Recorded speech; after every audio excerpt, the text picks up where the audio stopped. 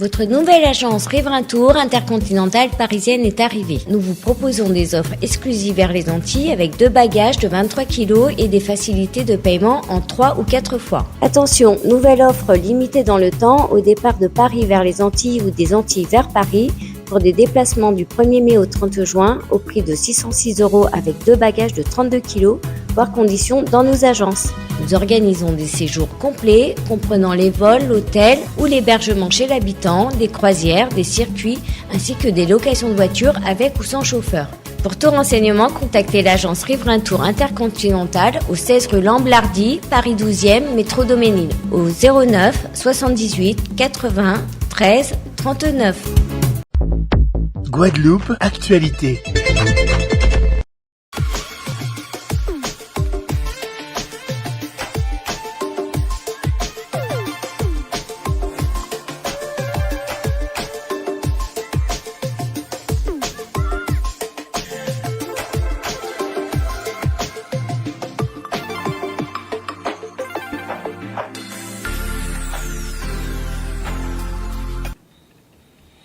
Bonsoir à toutes et à tous, heureux de vous retrouver pour la tranche info en direct sur votre antenne Canal 10 Télévision avec au programme de cette soirée Info 10, le journal local et régional qui sera suivi du focus.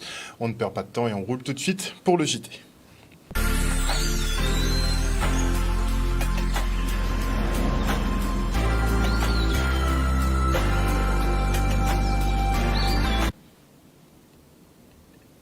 Nous sommes le jeudi 18 avril 2023 et on débute effectivement avec SOS Survie qui présente ses équipements de survie en situation d'inondation et d'évacuation. Ces outils gonflables permettent aux secouristes d'intervenir plus rapidement en cas de catastrophe naturelle. Ça pourrait pas mal aider ici.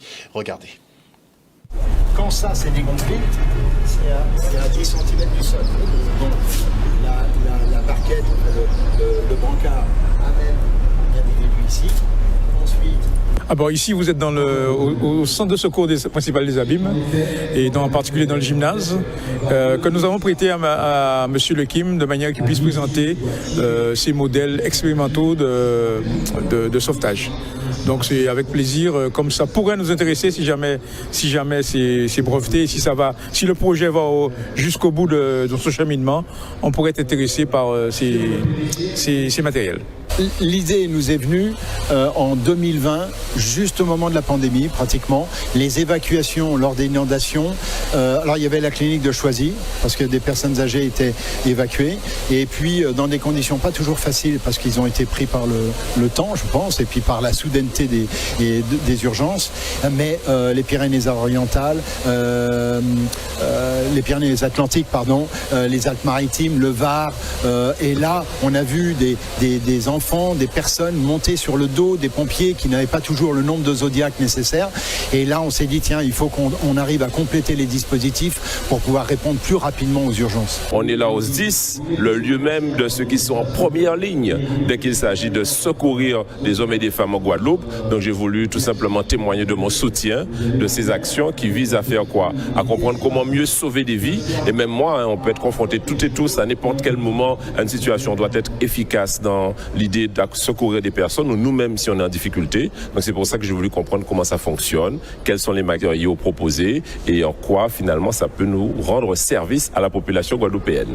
Vous avez 2 gammes, vous avez une gamme professionnelle, la gamme professionnelle que vous avez derrière moi, notamment le lit qui doit être dans l'axe de la caméra, EHPAD, SAMU, pompiers, clinique, sécurité civile.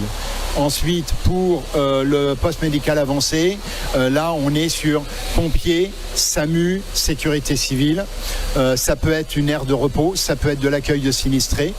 Ensuite, vous avez les 2 plateformes techniques, si tout à l'heure vous allez d'une plateforme à l'autre, la plateforme spéciale véhicule, la plateforme spéciale technique pour aller au devant des problèmes techniques avec les différents opérateurs, l'EDF, la CIMEG, etc. Lorsque la décrue n'a pas encore eu lieu, il faut pouvoir emmener le matériel qu'on a mis sur la plateforme puisqu'elle a une charge de 4 tonnes, alors que pour la voiture, la plateforme a 2,5 tonnes. Un reportage de Michel Depape. Il y a plus de 70 ans, nos ancêtres ont planté 1500 hectares de mahogany dans la forêt départementale domaniale, une ressource à haute valeur ajoutée qui est arrivée à maturité et est mise à disposition des artisans du bois. Une délégation s'est d'ailleurs rendue dans la forêt de Petit-Bourg pour un repérage en compagnie des élus, comme le maire de la ville. Regardez. Nous sommes sous les hauteurs de Montebello, sur la trace de Victor Hugues, dans une forêt publique sur le territoire de Petit-Bourg. Nous sommes dans une zone dont les bois, des bois bien précis, bien choisis par l'ONF, ont été mis à vente et pour l'exploitation d'un de nos compatriotes. Et pour nous, c'est une fierté puisque ça participe à la préservation de la forêt de Petit-Bourg, mais en même temps à la valorisation du bois de Petit-Bourg. Donc ici, il s'agira de fournir du bois ultérieurement à des artisans qui eux-mêmes réaliseront de belles œuvres. Donc c'est un plaisir de découvrir cette exploitation. Le métier de forestier est vraiment unique en Guadeloupe, parce qu'il faut savoir que on ne vient pas avec une machine à battre ce qu'on veut et puis on repart. Pas du tout, c'est pas comme ça. Vous avez bien vu les exigences de l'ONF.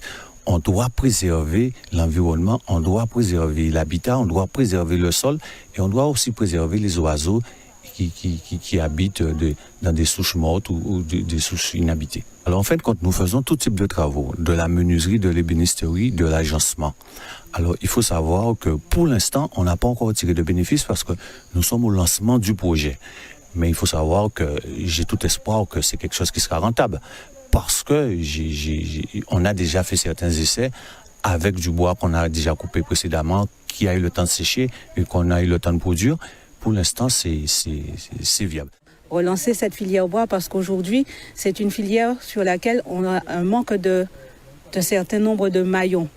L'exploitant forestier, le bûcheron, celui qui va abattre, qui va sortir le bois de la forêt, qui va être en capacité de l'emmener jusqu'à son atelier, de le faire sécher, de le couper, de faire des planches et ensuite de le mettre à disposition pour ceux qui vont entamer seconde et troisième transformation. Donc depuis le bois brut de la forêt jusqu'à nos chaises, nos fenêtres ou voire nos objets artisanaux.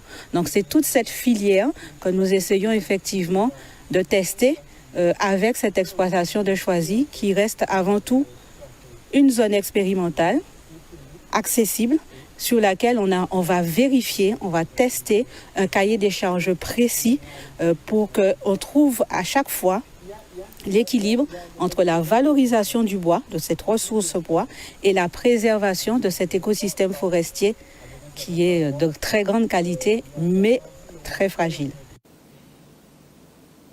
Et on rappelle qu'un mètre cube de mahogany peut valoir jusqu'à 50 000 €.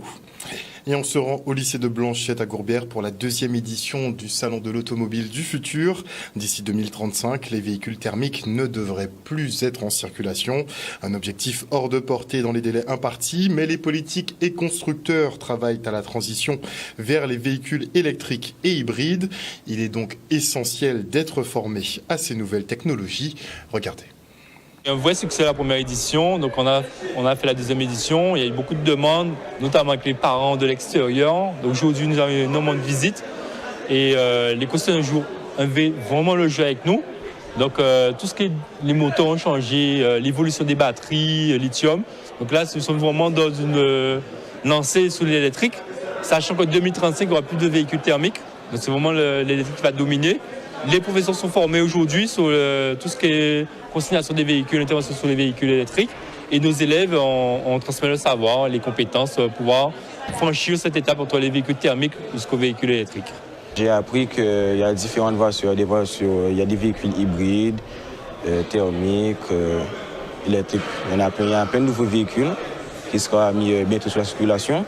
J'en ai appris plus sur les voitures électriques, comment les recharger, au niveau des bornes aussi, la consommation d'électricité. Après, comme j'ai dit, en faisant des formations ou en passant des diplômes, on aura la technique, on sera plus formé.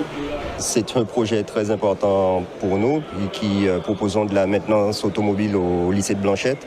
Et nous sommes bien insérés dans le tissu, je dirais, de la filière automobile en Guadeloupe, ce qui nous pousse à être des acteurs de la formation, de la prévention, pour le bien de nos élèves et surtout pour leur réussite. C'est très important dans le sens que c'est vrai qu'aujourd'hui, je dirais que c'est les métiers de l'avenir en fait. Nous sommes vraiment tournés vers un monde moderne où on passe quasiment sur de l'hybride. C'est vrai que chez Toyota, on voit clairement que Toyota ne fait plus de diesel.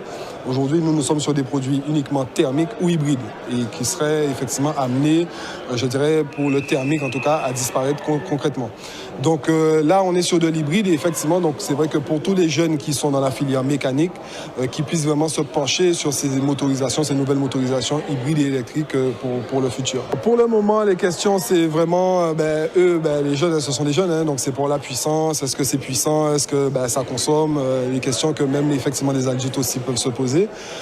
Et c'est vrai que sur ces questions-là, on arrive quand même à rassurer tout le monde à ce niveau-là, quoi. Donc c'est vrai que c'est des moteurs qui sont puissants, qui sont exactement comme les moteurs thermiques qu'on trouve sur le marché. Aujourd'hui, l'avantage qu'on a, c'est qu'on arrive quand même à optimiser la consommation en ayant une conduite normale, une conduite écologique. Le reportage d'Olivier Félix. Et on part maintenant pour la journée porte ouverte de l'Université des métiers au Rézé qui propose à nos jeunes des formations à la carte. C'est une journée porte ouverte pour que le public que nous allons recevoir puisse pouvoir voir un petit peu nos ateliers, voir les formations que nous proposons. Nous sommes sur 2 sites.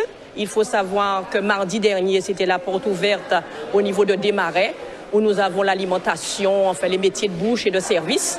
Et aujourd'hui, le site du Rézé, où nous avons les métiers de l'automobile, nous avons le bâtiment et nous avons quand même un plateau technique de pâtisserie-boulangerie. L'apprentissage est une solution. Et je devrais dire pour certains, c'est la solution. C'est-à-dire que venir ici à la chambre de métier, c'est pouvoir acquérir des connaissances sur un métier. Je vous ai dit qu'il y en a plus de 30.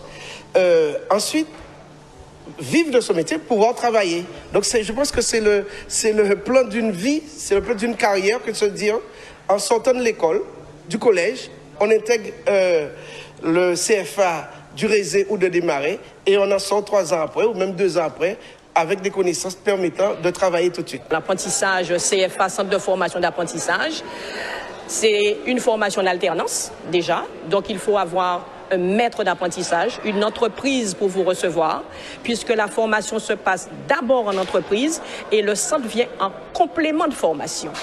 Et nous, au niveau du CFA de la Chambre de métier, nous offrons une formation à la carte.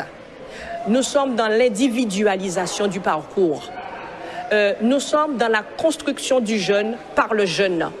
Nous sommes dans une formation apprendre autrement.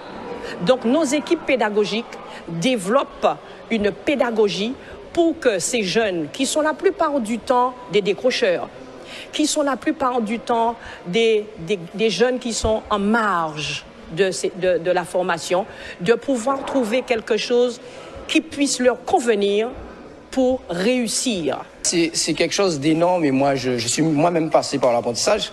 Puisque après la 3e, j'ai fait un CAP aussi, j'ai fait un BP à niveau BTS. Et en fait, l'apprentissage, il n'y a pas mieux si vraiment on veut entrer dans la vie active. C'est-à-dire, vous avez des gens qui veulent faire beaucoup d'études parce qu'ils aiment ça. Vous avez aussi des jeunes qui n'en veulent pas forcément. Le super cours comme ça, c'est surtout pour les jeunes qui n'aiment pas, par exemple, qui ne sont pas faits pour les études, qui sont faits justement pour du manuel, pour exercer au plus vite un métier. 95% de ceux qui sont formés ici trouvent tout de suite du boulot. Donc c'est quand même une solution pour nos jeunes. Et donc aujourd'hui, la porte ouverte, c'est de pouvoir leur expliquer, voilà les métiers, voilà comment les métiers se présentent. Et il y a forcément à gagner, à apprendre à bien travailler au sein de la Chambre de métiers. Et on part maintenant pour la cérémonie de remise de prix du concours Non au harcèlement. Et on félicite les lauréats qui nous viennent du collège Germain Saint-Ruf et qui ont séduit le jury en traitant le sujet effectivement du point de vue du harceleur. C'est assez rare. Regardez. Ce prix, c'est effectivement mettre les élèves au cœur même de la prévention et de la lutte contre le harcèlement. Ce sont de vrais ambassadeurs, ce sont des acteurs de la prévention et le travail réalisé est vraiment exceptionnel. Nous avons eu, quand nous avons vu ces films, et moi-même aussi, beaucoup d'émotions, notamment sur le Grand Gagnant, ce journal du harceleur, où on s'est rendu compte de la profondeur de la réflexion et aussi de cette jeunesse engagée qui relève la tête. C'est vraiment quelque chose qui est très important et qui fait vraiment du bien à voir sur notre territoire. Je pense que le jury nous a choisis parce que on donnait un point de vue différent de ce qu'on a l'habitude de voir dans ce qui concerne les productions contre le harcèlement. Cette fois-ci, on a montré le point de vue du harceleur et on a montré que parfois, c'est une personne qui se sent mal dans sa peau et qui déverse sa haine sur les autres.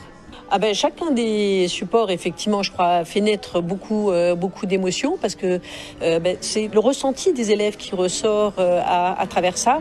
Et effectivement, pour les lauréats, c'est bien un message qui a été construit par une élève qui a elle-même subi un harcèlement et d'une manière finalement assez intéressante, elle se place dans la situation aussi du harceleur et pour montrer que le harceleur lui-même peut être en situation de souffrance. Il s'agit des écrits de Stéphane, 13 ans, en classe de 4e, dans son journal intime après avoir harcelé pendant des mois Natacha, élève de 6e, pour impressionner une fille dont il est amoureux. Cependant, ce jour-là, c'est la fois de trop, puisque un surveillant l'a vu et donc Stéphane se retrouve convoqué avec ses parents dans le bureau de la CPE.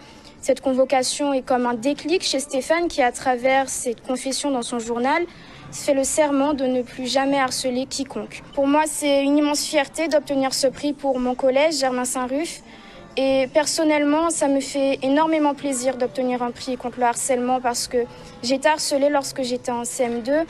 Néanmoins, cela n'a duré que 3 semaines grâce à la réactivité de ma mère et de mon instituteur de l'époque.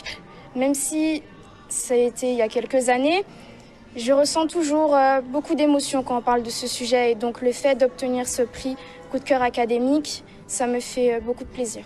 C'est important que la justice, à travers moi, la justice locale soit représentée, puisque nous avons un rôle à jouer, notamment par rapport aux juges des enfants qui peuvent être amenés à juger les jeunes gens qui malheureusement se livrent à du harcèlement. C'est un vrai coup de cœur, c'est-à-dire que toutes les productions sont très belles, avec beaucoup de mise en avant d'un certain nombre de qualités de ces différents collèges.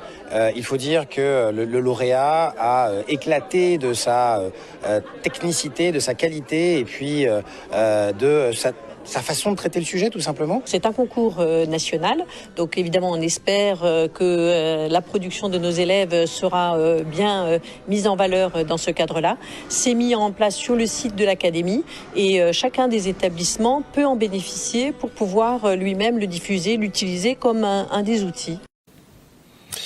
On se rend maintenant aux Abîmes où la municipalité célébrait aujourd'hui les secrétaires et assistantes de direction, toutes ces petites mains dont on parle très peu mais qui abattent un travail titanesque.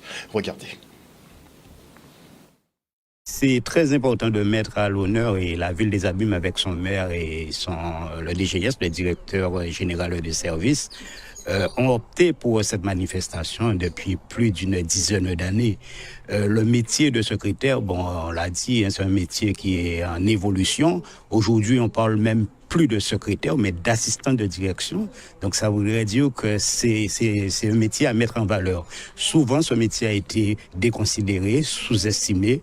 Aujourd'hui, nous pensons au niveau de la ville des Abîmes que c'est le rôle de secrétaire, c'est pratiquement essentiel, primordial au sein, quelle que soit la direction, et que ces agents-là, il faut reconnaître le travail et valoriser aussi le travail qu'ils font, puisqu'on a des secrétaires, monsieur, et des femmes qui font au quotidien. Le secrétaire n'est plus cantonné à servir le café, mais bien à soutenir, à aider, à accompagner son directeur, et surtout jouer, je dirais, le rôle de lanceur d'alerte pour les réunions et diverses choses. C'est un métier qui est passionnant parce qu'en fait, on est le bras droit du DG. On est là pour l'aider à pour l'accompagner en fait dans sa mission, de façon à ce qu'il se concentre sur tout ce qui est stratégie.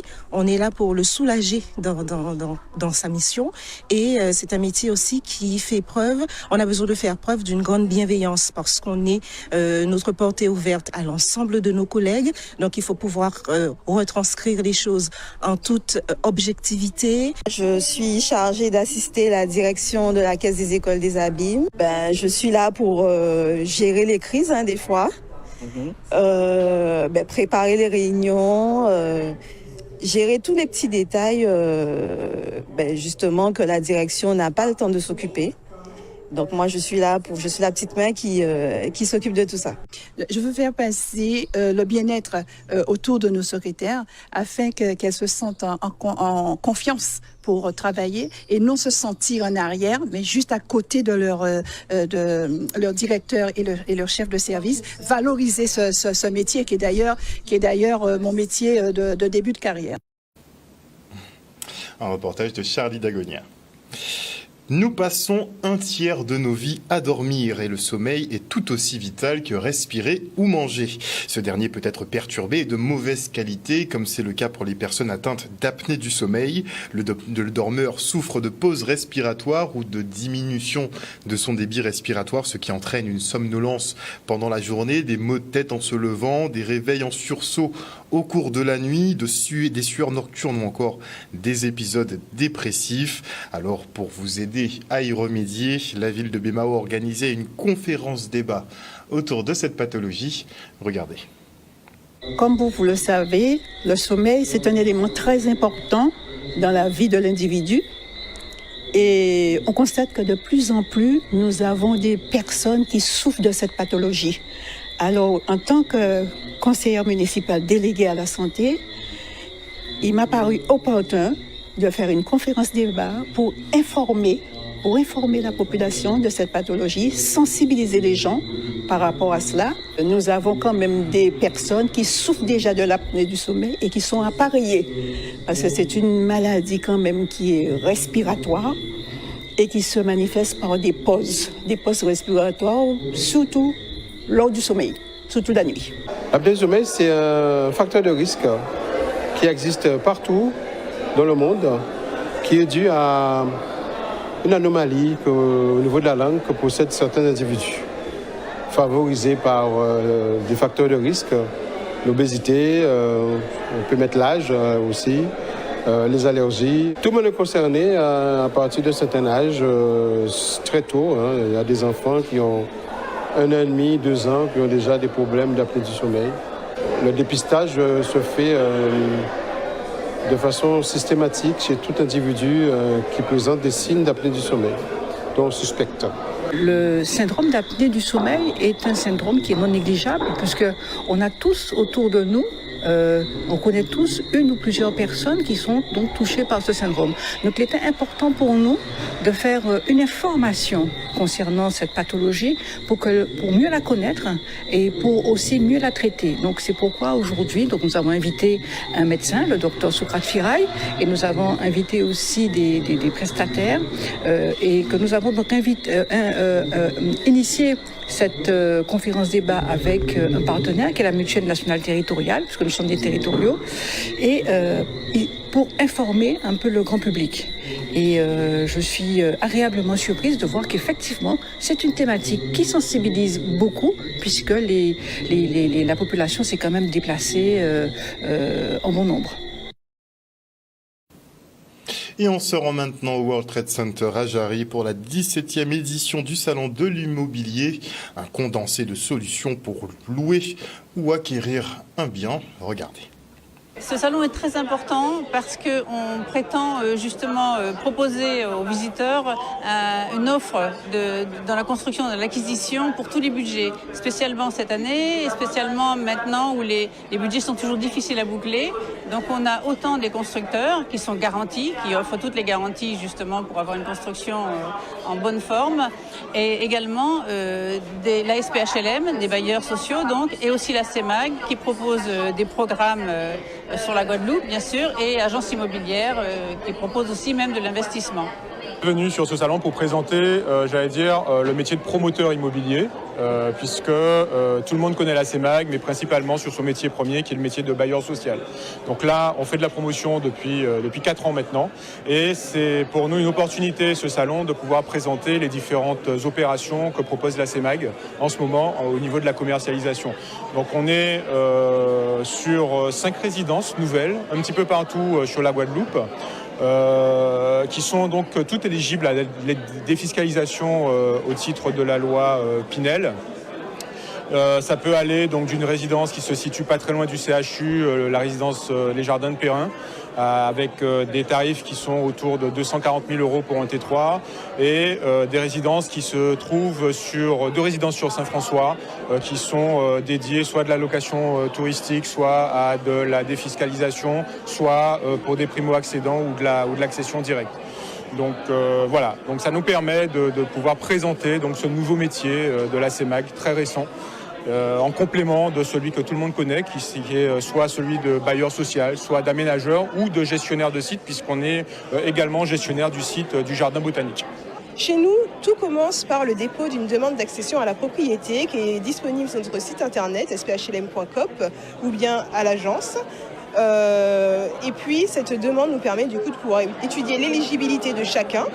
On fait un retour par courrier et cela peut ensuite permettre du coup de recontacter lors des lancements de commercialisation pour pouvoir se positionner sur une de nos offres. La différence tout simplement, c'est qu'aujourd'hui la CEPAC, qui est forte sur le territoire, a continué ses engagements, continue à prêter à ses clients. En tout cas, ce message, nous voulons vraiment le véhiculer. Nous sommes là pour prêter, nous serons toujours là pour prêter. Aujourd'hui, d'autres homologues ne peuvent pas le faire, mais nous sommes là. Nous sommes là pour accompagner les Guadeloupéens. Quand on parle de taux, j'ai envie de dire aujourd'hui, il faut penser projet. On pense projet, on travaille les projets avec nos clients. Nous sommes beaucoup sur le conseil. Nos agences sont là, les commerciaux sont là pour accompagner les clients. Et bien sûr, j'ai envie de dire, ne pas hésiter à venir sur le stand, ne pas hésiter à venir dans nos agences. Nous avons des agences quasiment dans toute la Guadeloupe qui sont là pour pouvoir accompagner les Guadeloupéens sur leurs projets. Parlons plus de projets, parlons plus de conseils. C'est ce dont nous avons besoin aujourd'hui. Outremernews.fr, le site de l'actualité Outre-mer, 24 heures sur 24 et 7 jours sur 7. Retrouvez la chaîne Outremer News sur YouTube.